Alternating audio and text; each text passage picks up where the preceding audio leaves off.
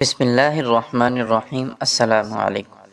ابو عبیدہ رضی اللہ تعالی عنہ کا دمشق میں بغیر اطلاع حضرت خالد رضی اللہ تعالی عنہ کے معاہدے کے ذریعے سے داخل ہونا، اس کے بعد صلح کے متعلق گفتگو شروع ہوئی تو رومیوں نے یہ شرط پیش کی کہ ہمارے کنیسہ گرجا محفوظ رکھے جائیں اور وہ کسی طرح ہم سے غضب نہ کیے جائیں۔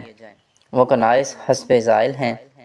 کنیسہ یحییٰ جواب دمشق کی جانب ہے، کنیسہ مریم، کنیسہ ہانیہ، کنیسہ بولس، کنیسہ مقصاد، کنیسہ سوق النبل، کنیسہ اندریا، کنیسہ کرناریسی۔ حضرت ابو عبیدہ بن جراح رضی اللہ تعالی عنہ نے اس شرط کو منظور کر لیا اور فرمایا کہ کنیسے بدستور رکھے جائیں گے۔ نیز جو دوسری شرائط انہوں نے پیش کی، آپ نے وہ بھی منظور فرما لی اور ایک صلح نامہ لکھ کر انہیں دے دیا، مگر اس پر نہ آپ نے اپنے دستخط کیے اور نہ کسی کی گواہی کرائی، کیونکہ خلیفہ اول حضرت ابو بکر صدیق رضی اللہ تعالی عنہ نے جس وقت سے آپ کو معزول کر دیا تھا، اسی وقت سے آپ مسلمانوں کے معاملات میں مداخلت کرنا پسند نہیں فرماتے تھے۔ عہد نامہ ان لوگوں کے جب سپرد کر دیا تو انہوں نے آپ سے شہر میں چلنے کے لیے عرض کیا۔ آپ چلنے کو تیار ہوئے اور آپ کے ہمراہ یہ 35 حضرات بھی جو اعیان صحابہ میں سے تھے گھوڑوں پر سوار ہوئے۔ علاوہ 35 دوسرے مسلمان ساتھ ہوئے۔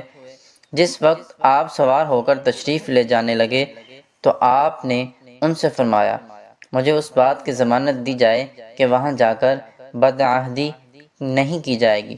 چنانچہ انہوں نے آپ کا اطمینان کر دیا۔ حضرت ابو عبیدہ رضی اللہ تعالی عنہ کا حضور صلی اللہ علیہ وآلہ وسلم کو خواب میں دیکھنا اور فتح دمشق کی بشارت دینا۔ بعض کہتے ہیں کہ چونکہ حضرت ابو عبیدہ رضی اللہ تعالی عنہ نے جس رات مصالحت کی تھی، اس روز آپ نے بعد ازاں ادائے فرض نماز یہ خواب دیکھا تھا کہ حضور صلی اللہ علیہ وآلہ وسلم فرما رہے ہیں کہ انشاءاللہ تعالی اسی رات کو یہ شہر فتح ہو جائے گا۔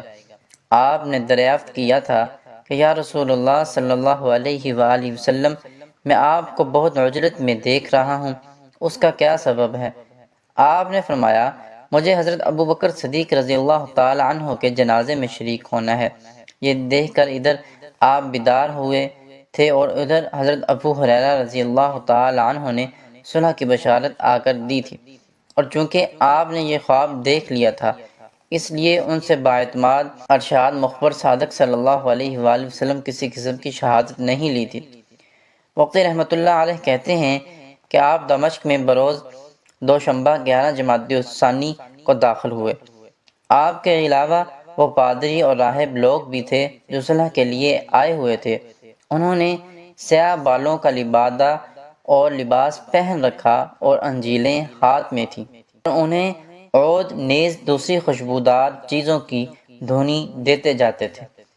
وقتی رحمۃ اللہ علیہ کہتے ہیں کہ حضرت ابو عبیدہ رضی اللہ تعالی عنہ بغیر حضرت خالد بن ولید رضی اللہ تعالی عنہ کے اطلاع کیے باب جابیہ سے داخل ہو گئے، اور حضرت خالد بن ولید رضی اللہ تعالی عنہ برابر شرکی پر جنگ میں مشہور رہے، اور چونکہ رومیوں کے ہاتھ میں سے اس دروازے پر حضرت خالد بن سعید حضرت عمر بن عاص کے بھائی ایک مسموم تیر کے لگنے سے شہید ہو گئے تھے، جنہیں آپ نے بعد ازاں نماز جنازہ دروازے شرقی اور باب تومہ کے مابین مدفون کر دیا تھا، اس لیے آپ نے جنگ میں نہایت سختی کر رکھی تھی۔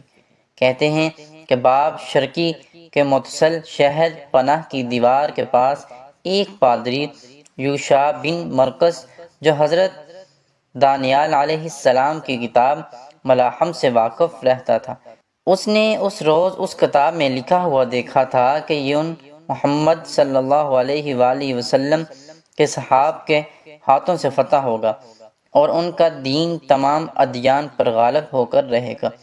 اس نے اس روز یعنی دوشنبہ کے دن 11ویں جمادی الثانی کو اہل و عیال سے خفیہ اپنے گھر میں نقب لگائی اور دیوار پناہ کے پاس گڑھا کھودا اور اس میں پڑھ کر حضرت خالد بن ولید رضی اللہ تعالی عنہ کے پاس آیا۔ آپ سے جس طرح آیا تھا بیان کیا اور اپنے اہل و عیال کے لیے امان چاہی۔ آپ نے امان دے دی اور قوم حمیر سے 100 مسلمان مسلح کر کے اس کے ساتھ کر دیے اور ان سے کہہ دیا کہ جس وقت تم شہر میں داخل ہو جاؤ تو آوازیں بلند کرنا اور تمام آدمی دروازے کے قریب پہنچ کر کفر توڑ کر زنجیریں کاٹ کر پھینک دینا تاکہ ہم شہر میں داخل ہو جائیں۔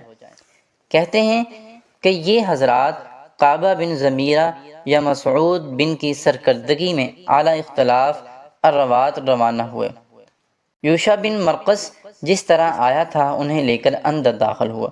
جس وقت یہ حضرات اس کے گھر میں پہنچے تو نہایت احتیاط اور ہوشیاری سے تیار ہو کر تکبیروں کی آوازیں بلند کرتے اور نعرے لگاتے ہوئے دروازے کی طرف بڑھے۔ یوں کہ جو لوگ دروازے پر لڑ رہے تھے تکبیروں کی آواز سن کر جان بلب ہو گئے۔ انہوں نے سمجھ لیا کہ رسول اللہ صلی اللہ علیہ وآلہ وسلم کے صحابی شہر میں گھس گئے۔ یہ سمجھنا تھا کہ ہاتھوں میں سے خود بخود اسلحہ گر گیا۔ اسلام کے یہ فرزند اور توحید کے علمدار نعرے لگاتے دروازے کی طرف جھپٹے اور حضرت کعبہ بن ضمیرہ نے کفر کو توڑ کر زنجیروں کو کاٹ کر پھینک دیا اور حضرت خالد بن ولید رضی اللہ تعالی عنہ اس طرح مسلمانوں کو لے کر دمشق میں داخل ہو گئے۔ مسلمانوں نے رومیوں کو تحقیق کرنا شروع کیا۔ رومی چاروں طرف بھاگتے تھے مگر پناہ نہیں ملتی تھی۔ حضرت خالد بن ولید رضی اللہ تعالی عنہ برابر رومیوں کو قتل کرتے ہوئے اور ان کی اہل و عیال کو گرفتار کرتے چلے جا رہے تھے، حتیٰ کہ اسی طرح یہ قتل عام کنیسہ مریم تک پہنچا۔